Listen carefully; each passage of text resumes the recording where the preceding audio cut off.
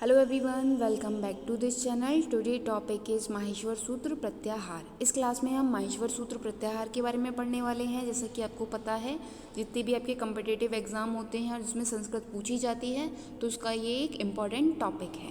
Okay, let's get started. First you can see Maheshwar सूत्र। अब ये होता क्या है, तो इसको हम संस्कृत में दो अदर नेम से भी जानते हैं, शिव सूत्राणी और माहेश्वर सूत्राणी। ठीक है, अब इसको शिव सूत्राणी और माहेश्वर सूत्राणी क्यों कहा जाता है, क्योंकि आपको पता है महेश शिव जी का नाम है और उन्हीं के द्वारा इन 14 फॉर्मूलाज की उत्पत्ति मानी गई है, इसलिए इसको शिव सूत्राणी भी कहा जाता है और माहेश्वर सूत्राणी भी। ठीक है, अष्टाध्यायी में इसके बारे में पूरा डिस्कशन किया गया है।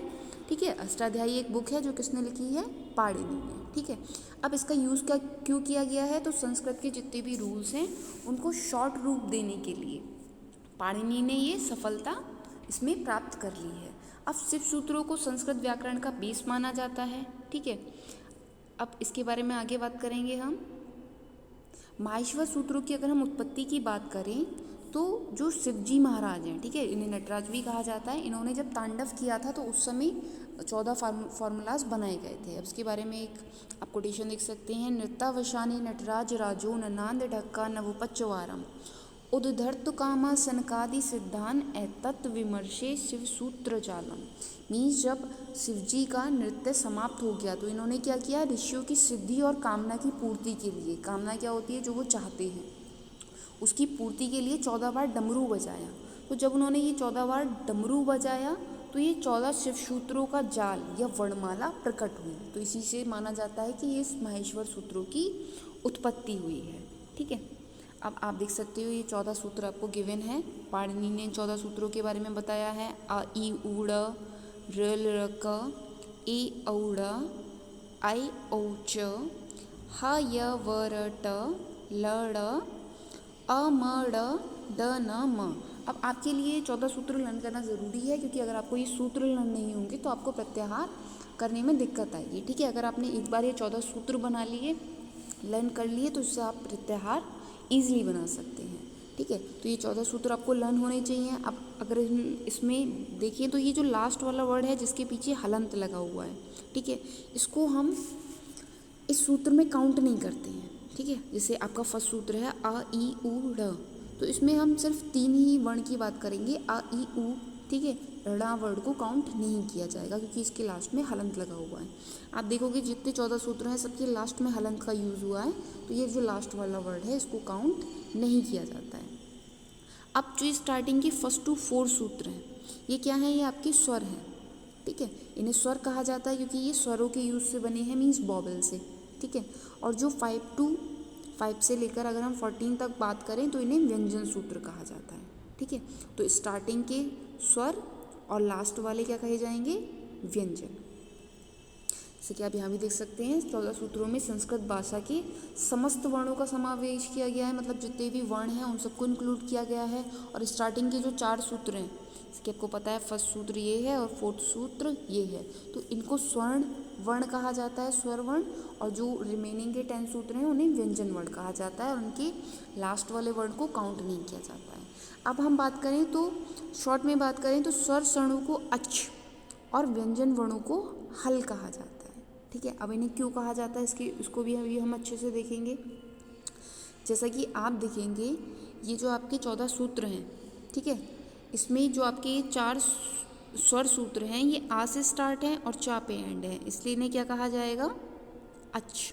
ठीक है, अब ये जो 5th वाला है ये हा से स्टार्ट है और एंड किस पे है, ला पे, तो इसलिए इन्हें क्या कहा जाता है, हल। तो जो स्वर वर्ण हैं उन्हें अच और जो व्यंजन वर्ण हैं उन्हें हल कहा जाता है।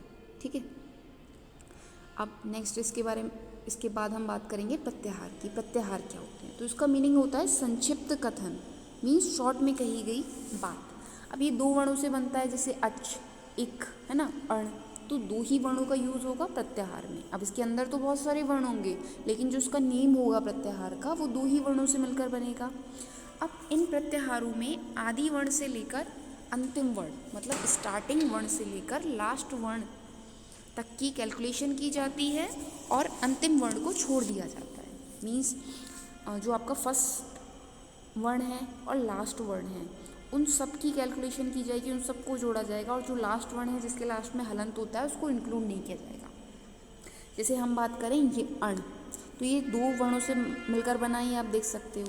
अब अण में 4 लेटर आते हैं, अ, ई, उ और ड़, है ना। तो इसमें हम ड़ा को काउंट नहीं करेंगे क्योंकि इसके नीचे हलंत लगा हुआ है। तो इसमें हम स्टार्टिंग का अ और इसके बीच में जितने भी हैं आ, ई, उ, इन सबको काउंट करेंगे, लेकिन लास्ट वाले वर्ड को काउंट नहीं करेंगे। यही हमारा प्रत्याहार है। अब इसको अच्छे से और एग्जाम्पल के साथ समझते हैं। जैसे कि आप देख सकते हो अच, इक और यण, ये भी सब इसके एग्जाम्पल हैं। अच, अब अच, इक, यण, ये तीनों प्रत्याहार हैं, हम इनको कैसे लिख सकते हैं।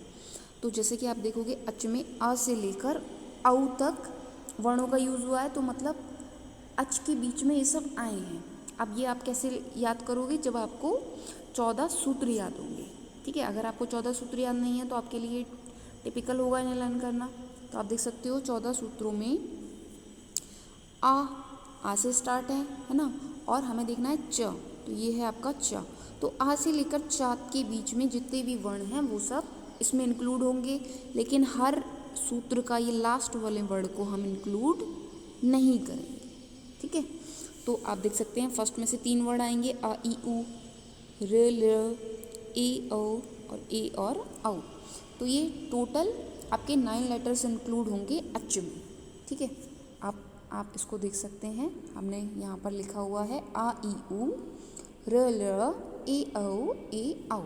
तो अच के बीच में आ और चा के बीच में जितने भी वर्ण यूज हुए हैं वो सब अच प्रत्याहार में आएंगे। इसी तरह इक को समझते हैं। अब इक में ई और क, इसके बीच में जितने भी वर्ण हैं वो सब यूज़ होंगे। ये आप 2 ही फॉर्मूला से कर सकते हैं। जैसे आपको पता है फर्स्ट फार्मूला में 4 वर्ड यूज़ होते हैं, अ, ई, उ और ड़ा, है ना। और सेकेंड फार्मूला में री, ल और का।